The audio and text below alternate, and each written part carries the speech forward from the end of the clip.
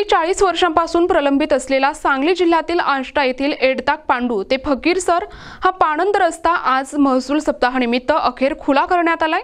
उपजिल्हाधिकारी सविता लष्करे यांच्या हस्ते शेतकऱ्यांना सातबारा वितरित करून हा रस्ता वाहतुकीसाठी खुला करण्यात आला आहे। आष्टा येथील वाळवा रस्ता परिसरात असलेल्या एडताक पांडू ते फकीरसर या शेतांना जोडणारा सुमारे 2.5 किलोमीटरचा हा पाणंद रस्ता अतिशय रुंद आणि चिखलमय होता। त्यामुळे दरवर्षी पिकांची वाहतूक करताना शेतकऱ्यांना अनेक अडचणींचा सामना करावा लागत होता। अप्पर तहसीलदार राजशेखर लिंबारे यांनी शेतकऱ्यांशी संवाद साधून हा प्रश्न मार्गी लावण्यासाठी विशेष प्रयत्न केले। जिल्हाधिकारी अशोक काकडे आणि प्रांताधिकारी अर्जुन श्रीनिवास यांच्या मार्गदर्शनाखाली पालक महसूल अधिकारी सविता लष्करे यांच्या हस्ते स्थानिक शेतकऱ्यांना सातबारा उतारा देण्यात आला। या रस्त्यावर वृक्षारोपणही करण्यात आले, त्यामुळे शेतकऱ्यांच्या चेहऱ्यावर आनंद स्पष्ट दिसत होता। या कार्यक्रमाला उपजिल्हाधिकारी सविता लष्करे, अप्पर तहसीलदार राजशेखर लिंबारे यांच्यासह इतर अधिकारी, कर्मचारी तसेच स्थानिक लोकप्रतिनिधी आणि शेतकरी मोठ्या संख्येने उपस्थित होते। त्यांच्या वतीनं 1 ते 7 ऑगस्टपर्यंत महसूल सप्ताह साजरा होत आहे आणि त्याचा आज 3रा दिवस आहे।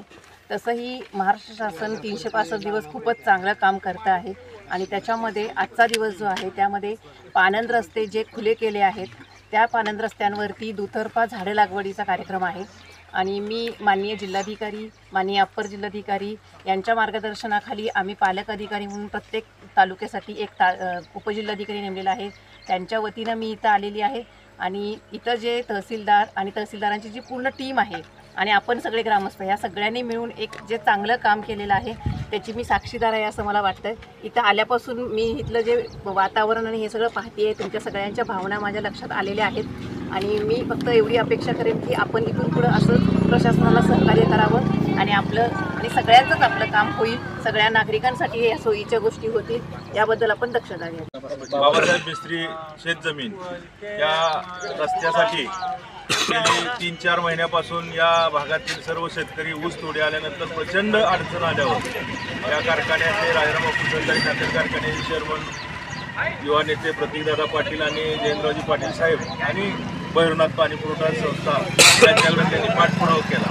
त्यानंतर तात्पुरता ऊस काढण्यासाठी सतीश माळी असतील स्थानिक लोकांनी मदत करून मुरमाची व्यवस्था करून दिली, परंतु हा प्रश्न कायम निकाली व्हावा या दृष्टीने राजाराम बापू सहकारी साखर कारखाना पुरस्कृत सहकारी पाणी पुरवठा कमाड एरियामध्ये ते बाबासाहेब मिस्त्रींच्या आंबाळ्यापर्यंत या ठिकाणी बऱ्याच वर्षाचा ह्या रस्त्याचा प्रश्न होता।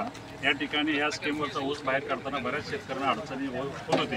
या ठिकाणी राजाराम बापू सहकारी साखर कारखान्याने बऱ्याच वेळा या ठिकाणी मुरुम असेल, JCB असेल सहकार्य केलेलं आहे आणि हा रस्ता कायदेशीर हा नकाशावर नसल्यामुळे या ठिकाणी शासकीय पैसे खर्च करायला अडचण होती। यापुढे शेतकऱ्यांना सातबाऱ्यावर ह्या रस्ते नोंद झाल्यामुळे कोणतीही अडचण येणार नाही आणि आमदार जयेंद्र पाटील साहेबांनी या शेतकऱ्यांनी मागणी साहेबांकडे केल्यानंतर साहेबांनी प्रांत साहेब असतील, कलेक्टर साहेब असतील या सर्वांना पाठपुरावा करण्यासाठी शेतकऱ्यांची सहमती घेऊन हा रस्ता पूर्ण वहिवाटीसाठी केलेला आहे। न्यूज मराठी, आष्टा, सांगली।